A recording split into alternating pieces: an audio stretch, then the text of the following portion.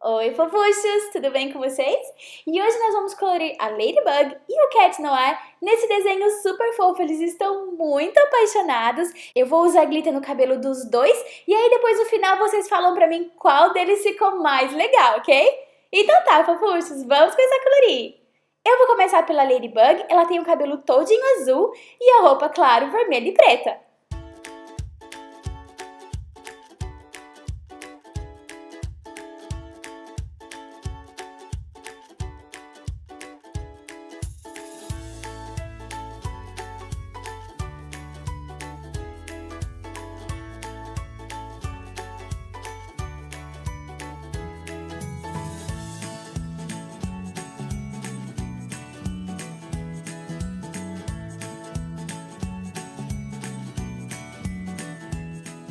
Para pintar a blusa da Ladybug, eu vou usar a parte mais grossa da canetinha e não tem problema se borrar um pouquinho, porque depois nós vamos contornar tudinho com canetinha preta.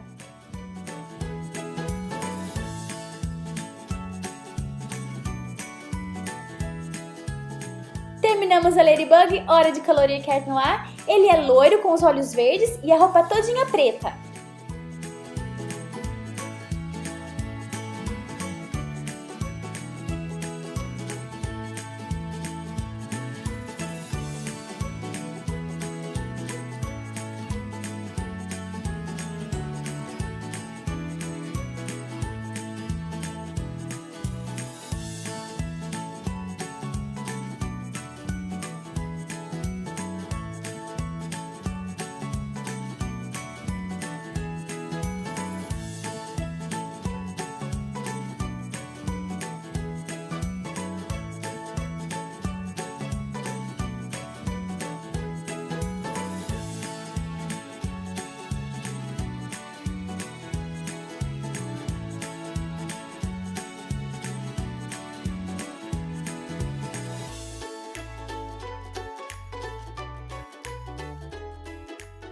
Agora nós vamos aplicar glitter no cabelo dos dois e no coração.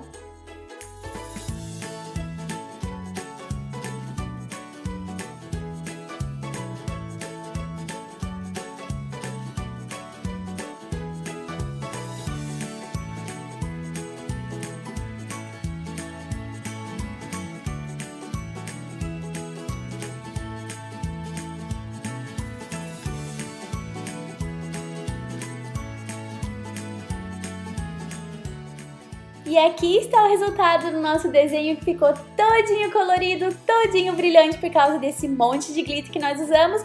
Falem pra mim aqui nos comentários qual deles vocês gostaram mais, da Ladybug, do Cat Noir ou será que foi dos dois?